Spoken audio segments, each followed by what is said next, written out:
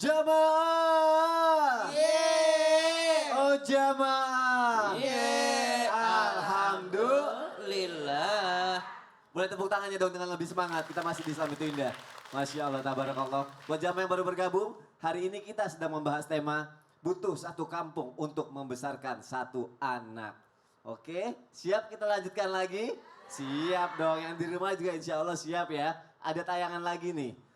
Dugaan perundungan menimpa siswa baru saat MPLS. Kita lihat tayangannya, silakan. Baik, langsung aja Prof. Ada yang mau aku tanyain sama Prof juga. Mungkin ini mewakili para jamaah yang ada di rumah juga Prof. Banyak sekali kasus pembulian seperti tayangan tadi ya Prof ya. Mungkin bisa dibilang ada anak yang nakal atau salah pergaulan gitu. Yang terjadi karena orang tuanya tidak peduli terhadap anaknya Prof. Atau mungkin juga lingkungan sekitar juga tidak ada yang peduli juga dan tidak mau membantu. Nah akhirnya si anak melakukan kenakalan dan bisa dibilang mungkin melakukan dosa ya Prof ya. Nah ketika si anak melakukan dosa, apakah orang-orang yang tidak peduli itu juga menjadi penyebab tanggungan dosanya, mendapatkan dosa juga, atau seperti apa Prof? Mohon penjelasannya Prof, silakan. Baik, terima kasih. Sebagaimana Al-Quran juga sudah menyebutkan, di dalam surah At-Tahrim ayat ke-6, Ya ayyuhalladzina amanu ku anfusakum wa ahlikum naro. Ayat ini adalah penegasan yang luar biasa bahwa kita sangat berkewajiban menyelamatkan diri secara pribadi dan kita wajib menyelamatkan keluarga kita. Suami, istri, anak dan seluruh zuriat daripada neraka. Neraka ini ada neraka di dunia, bahkan neraka di akhirat. Neraka dunia itu sangat banyak. Narkoba, geng motor kalau kita lihat pada hari ini, dan berbagai kriminalitas lainnya. Nah tentu kalau kita lihat dalam Al-Quran, mendidik anak ini merupakan sebuah keniscayaan bagi kita. Kalau kita lihat misalnya banyak ditemukan anak-anak yang nakal atau anak-anak yang tidak nurut sama orang tuanya, ini adalah sebuah cerminan bahwa ada sesuatu yang terjadi di dalam rumah tangga di mana si anak itu dibesarkan. Sebab seorang anak, dia akan tumbuh kembang sesuai dengan lingkungan di mana dia berada. Maka dimulai dari rumah tangganya, dimulai dari sekolahnya, dan dimulai juga dari lingkungannya. 3 tempat itu sangat menentukan. Jadi kalau ada anak yang kurang menarik kelakuannya, dimulai dulu dari rumah tangganya. Maka Nabi SAW itu mengingatkan kita, Zainu manazilakum bis salati wa qiraatil Quran. Sinarilah rumahmu. Nih kalau ditanya ibu-ibu mau nggak rumahnya bercahaya dari langit? Mau. Rumah yang sangat indah dari langit, kalau di rumah itu ada 2 hal yang tidak pernah ditinggalkan. Pertama, selalu sholat berjamaah dan penghuninya semua mendirikan sholat. Yang kedua, baca Quran.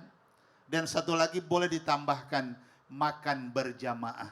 Walaupun yang dimakan sederhana, cuman bawal, kakap, sate, udang, dan kepiting. Itu enak Prof, nggak sederhana. Bukan menunya, tapi kebersamaannya. Maka kalau ada anak yang tidak baik kelakuannya, yang paling utama itu adalah keluarganya, rumah tangganya, ayah ibunya dan seluruh isi rumah itu. Bagaimana sebenarnya cara mereka mendidik dan membesarkan anak-anak mereka. Kalau salah mendidiknya, akan salahlah nanti kelakuan mereka dalam kehidupannya. Termasuk pola makannya. Makanya Imam Al-Ghazali itu pernah memberi nasihat, jangan salah memberi makanan. Karena kalau salah makanannya, salah kelakuannya, sumber rezekinya. Itu juga sangat menentukan. Itu yang paling menarik sebenarnya dari hal simpel seperti makan bersama aja mempengaruhi pola pikir anak gitu ya Prof ya? Iya, membangun kebersamaan. Oh kebersamaannya itu, Masya Allah. Tepuk tangan dong untuk Prof dong.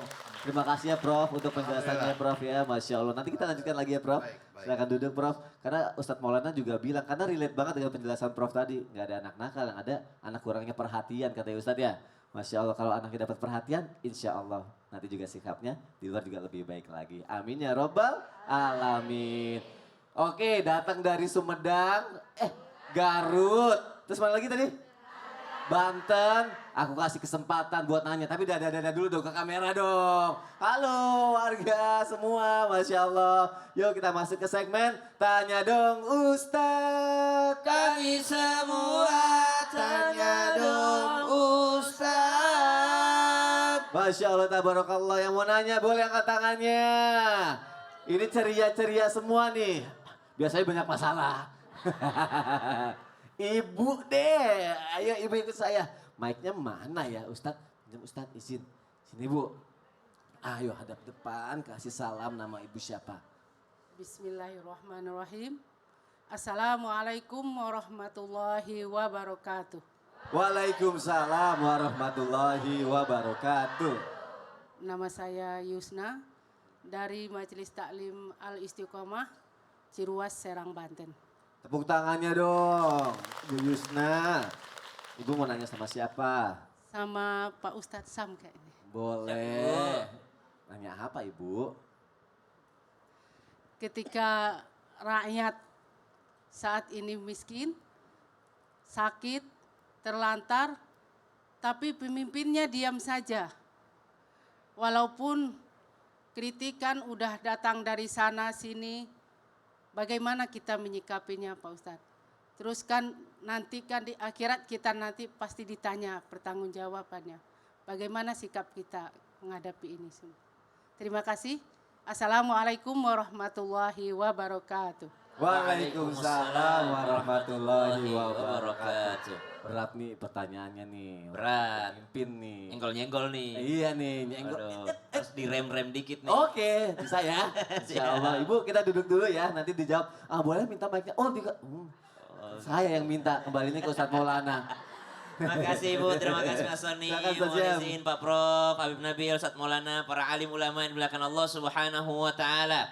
Maka apa yang perlu untuk kita lakukan ketika kita sudah mengingatkan, sudah memberikan masukan, sudah mengingatkan bahwa di sini loh ada daerah yang kurang diperhatikan, apa yang harus dilakukan? Maka disinilah kita mengambil hikmahnya, ternyata tempat bergantung yang paling utama hanyalah kepada Allah. Qul huwallahu ahad. Allahus samad, lam yalid wa lam yulad wa lam yakul lahu kufuwan ahad. Memang hanyalah Allah tempat kita bersandar. Memang hanyalah Allah tempat kita bergantung. Tidak bisa kita bergantung kepada manusia. Bahkan ketika Nabi Ibrahim alaihissalam dilempar ke dalam api, maka malaikat datang menawarkan pertolongan. Tapi apa jawaban Nabi Ibrahim alaihissalam? Saya tidak butuh pertolonganmu wahai Jibril. Saya tidak butuh pertolonganmu wahai para malaikatnya Allah. Tapi saya hanya butuh pertolongannya Allah. Hasbi Allah wa ni'mal wakil.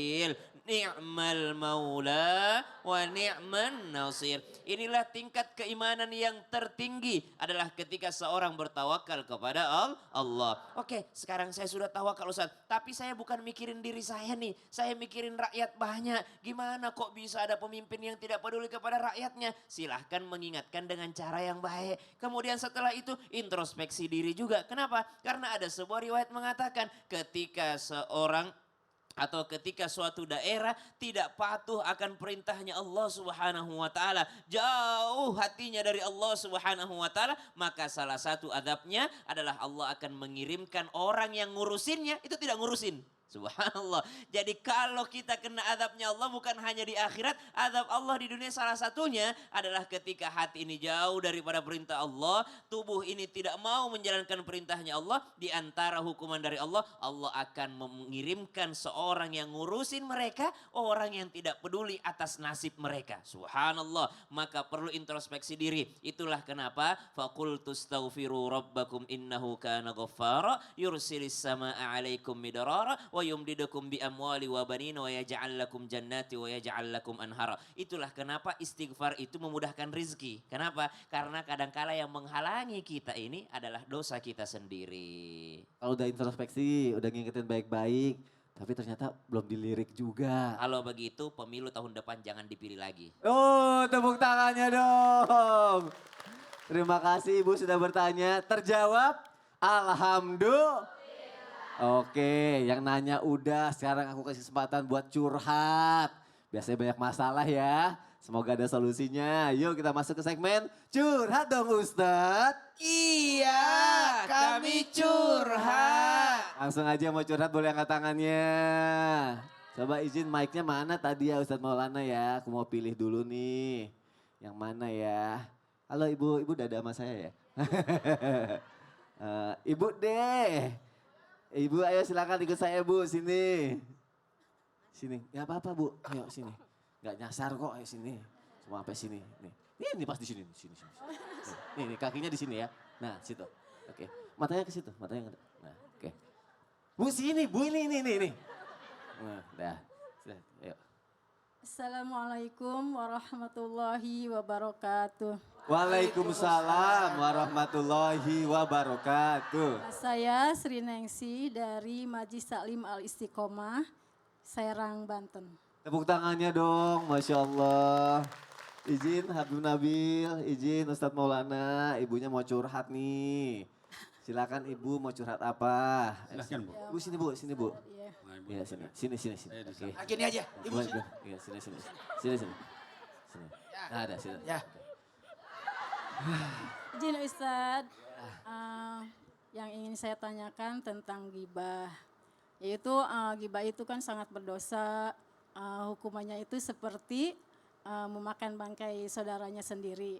Tapi yang ingin saya tanyakan katanya seperti ini, kalau kita menggibah, jadi sifat yang kita gibahi itu akan menular kepada kita. Apa benar seperti itu? Makanya saya tanyakan karena saya pernah mendengar seperti itu. Terima kasih.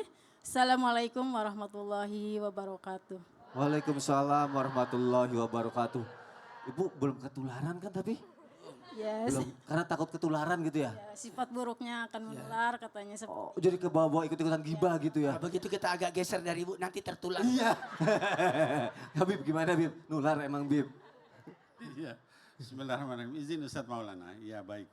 Jadi ibu yang bertanya dan juga mungkin para pemirsa. Jadi dalam Quran itu dikatakan wala yaghtab ba'dukum ba'dha ayuhibbu ahadukum ayyakula lahma akhihi maitan fakarihtum. Jangan kalian ngomongin ghibah sesuatu yang tidak disukai sama orang itu. Walaupun itu benar. Kalau benar namanya ghibah, kalau salah fitnah, gitu ya. Kenapa? Karena nanti suruh makan daging bangkai saudaranya dan kalian akan jijik sekali. Nah, lalu apakah kalau misalnya orang yang kita ghibah apa tadi nular ya Bu ya? Iya ikut-ikutan. Jadi enggak ada dalilnya tentang itu. Tapi yang ada adalah kalau kita membuka aib seorang muslim, maka nanti Allah akan buka aib kita di dunia dan di akhirat. Nah, maka oleh sebab itu jangan sampai kita membuka aib orang. Karena apa? Nanti Allah buka juga aib kita. Nah, mudah-mudahan kita semua dijaga ibu-ibu sekalian dari membuka aib dengan ghibah. Wallahu a'lam bishawab. Ustadz Maulana gimana Ustadz? Kalau saya menyikapi pertanyaan ibu ini, pertanyaan kan ada 3 macam. Ya. Bertanya karena mau tahu, Ya. bertanya karena mau menguji, Ya. tapi ibu kayaknya nggak ada di situ dua-duanya. Ada ya. Yang satu ini yang saya rasa. Apa tuh? Dia mencocokkan pertanyaan dari orang lain. Ya Allah. Jadi kalau perihal ini tadi sudah dijelaskan panjang lebar oleh Habib, Masya Allah udah lengkap. Gini, kalau ada orang membuka aib orang, sampai-sampai orang itu dipermalukan, sampai dia sakit hati, jatuhnya zalim. Dan ketahuilah manusia yang berbuat seperti itu tidak akan meninggal sebelum mendapatkan atas apa yang pernah bicarakan. Bukan ibunya. Ya, itu kan contoh. Iya, aku tadi kayak ngeliatin ibunya begitu. Jadi kalau ada orang maka dia akan dapat ujian dari atas apa yang dia omongkan. Oh. Oke? Ustadz kalau cuma ngedengerin doang gak ikut-ikutan tapi nyaman kita dengerinnya gimana? Berarti dia berkongsi dalam keburukan. Oh gitu. Seharusnya Waduh. kalau ada lagi ngomongin saudara, kita harus jaga mereka. Oke, Ya. nggak lagi-lagi ya. Terjawab ya Bu ya. Terima kasih Iya. Habib dan juga Ustadz. Alhamdulillah. Jamaah jangan kemana-mana, nanti kita lanjutkan lagi ya. Temanya juga masih sama. Butuh satu kampung untuk membesarkan satu anak. Tetap di Islam itu indah. Jamaah, jamaah. Alhamdulillah. Memang orangnya siapa Bu? Yang mana?